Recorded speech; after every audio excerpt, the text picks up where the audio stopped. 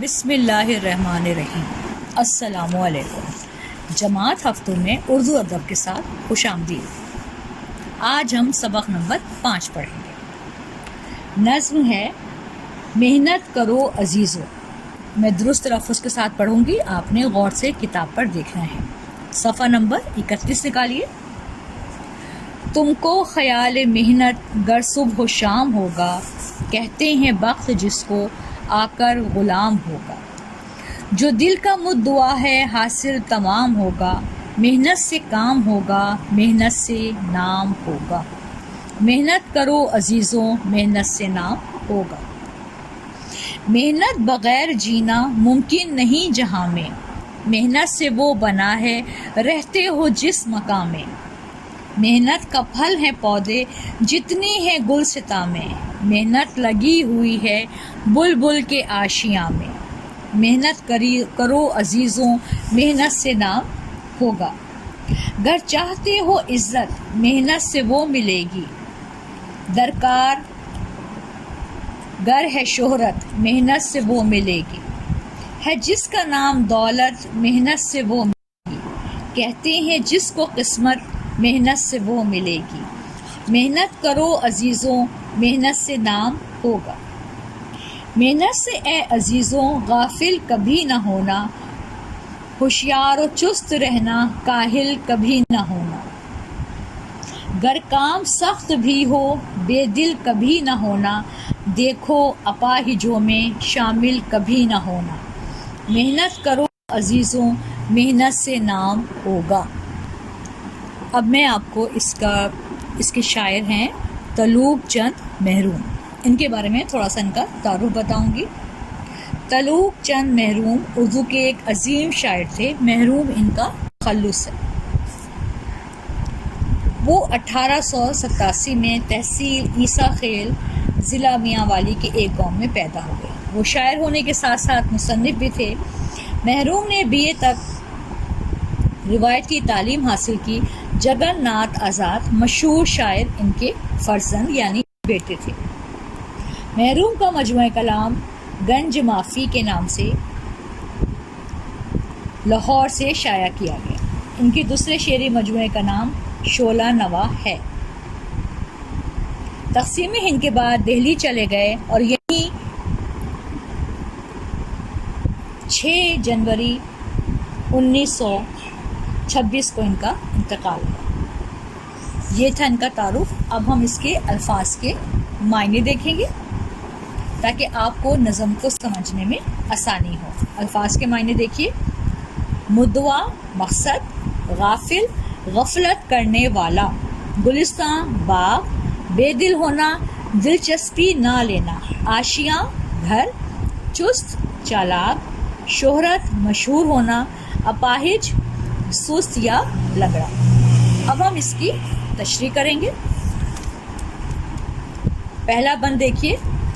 تم کو خیال محنت گر صبح و شام ہوگا، کہتے ہیں بخت جس کو آ کر غلام ہوگا۔ جو دل کا مدعا ہے حاصل تمام ہوگا، محنت سے کام ہوگا، محنت سے نام ہوگا۔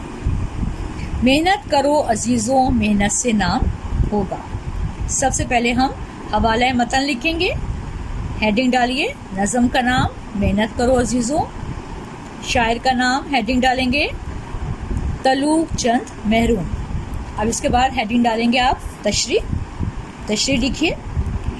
اس بند میں شاعر کہتا ہے اگر تم دن رات محنت سے کام لوگے تو خوشحال رہو گے، تمہارا نصیب تمہارا غلام ہوگا، تم اپنا نصیب یعنی تقدیر قسمت خود اپنے ہاتھ سے لکھو گے، تمہاری ضروریات سہولیات خواہشات سب کی سب پوری ہوں گی اگر تم محنت سے کام کرو گے۔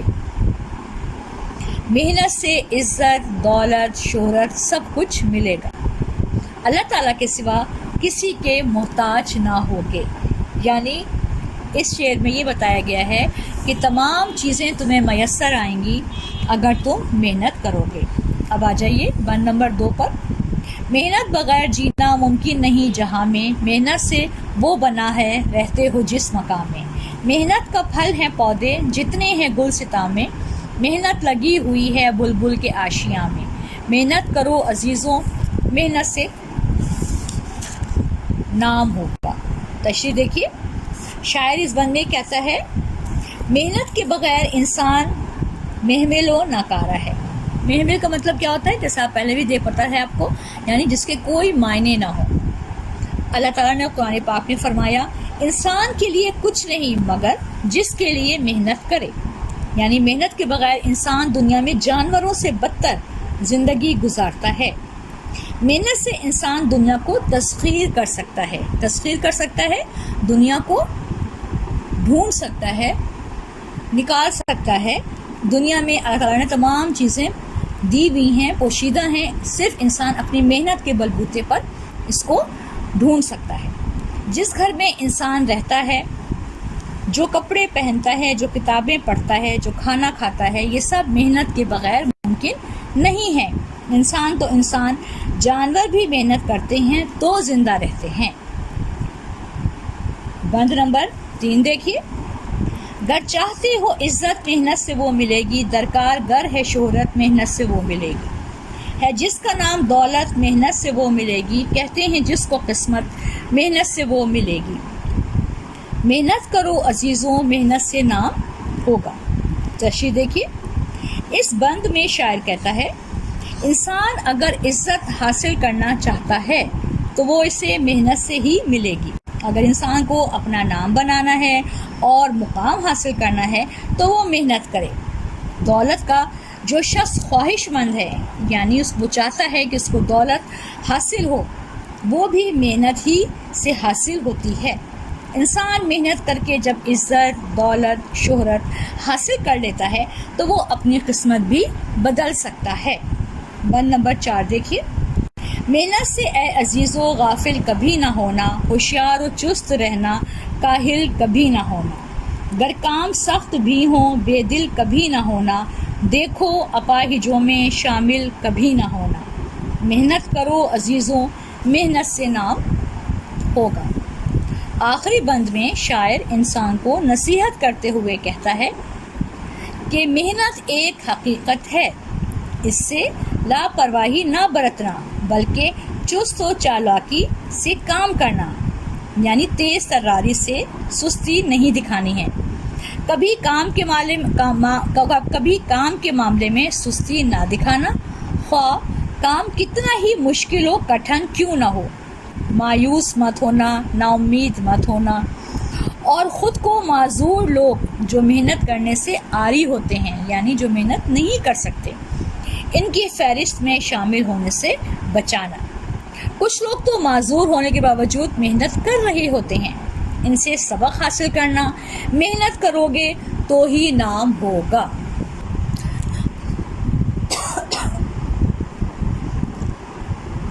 اچھا کلاس، امتحان میں کامیاب ہونے کے لیے کس چیز کی ضرورت ہوتی ہے؟ ذرا سوچ کے بتائیں۔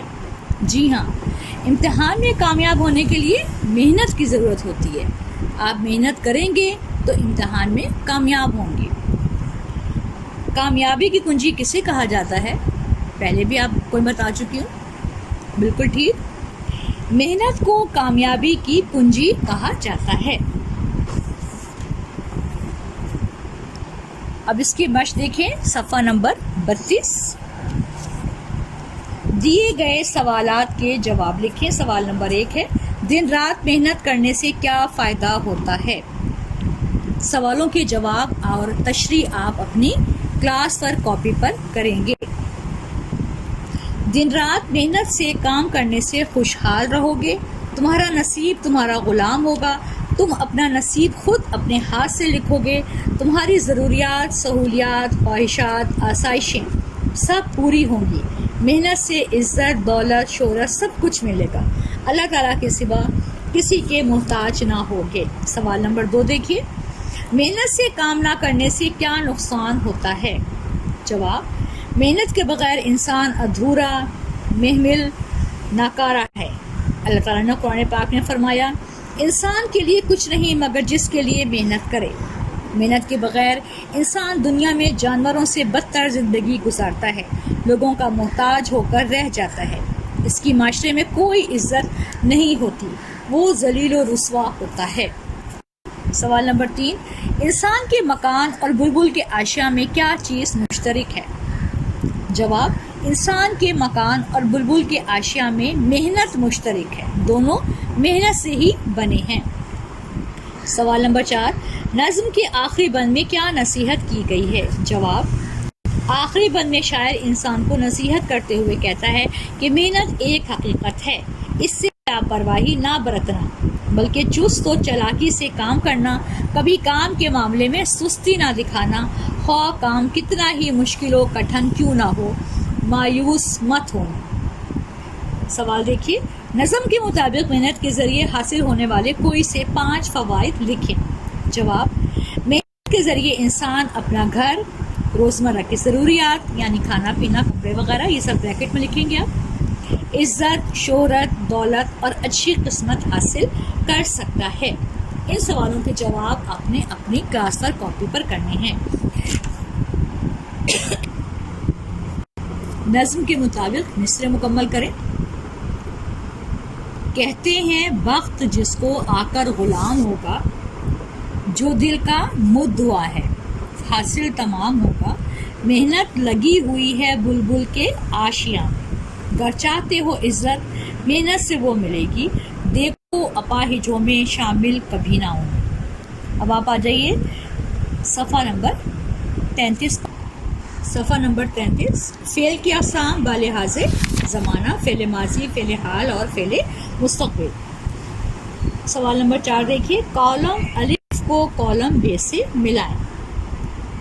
کالم الف کالم بے، کنیت ابن خلدون کو ملائیے اس سے، لقب قائد اعظم، خطاب شمس العلماء، تخلص سودا، عرف شیدہ۔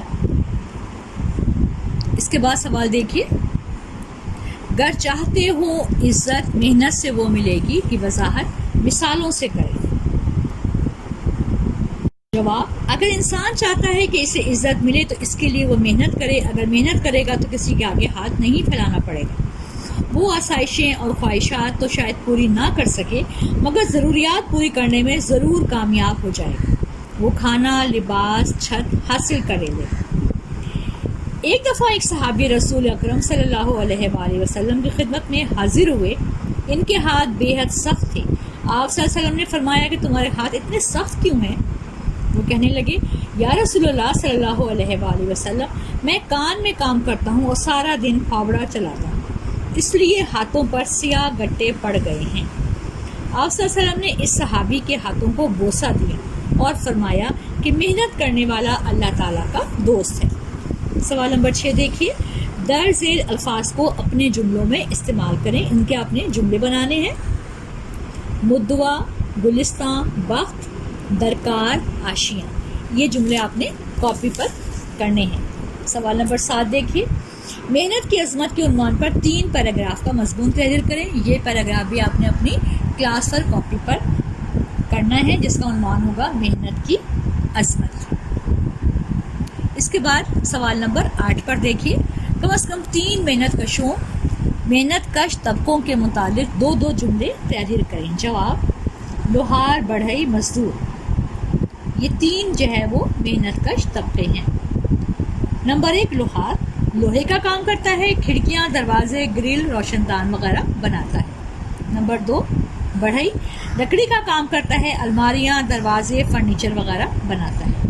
مزدور کسی بھی کام کرنے والے کے ساتھ مدد کرواتا ہے، مثلا اینٹیں اٹھانے، سیمنٹ، ریت مکس کرنے، زمین کھودنے اور مختلف کام کرنے میں حصہ لیتا ہے۔ یہ کام آپ نے کلاس پر کاپی پر کرنا ہے اور کام کرنے کے بعد مجھے چیک کروانے کے لیے بھیجنا ہے۔ شکریہ۔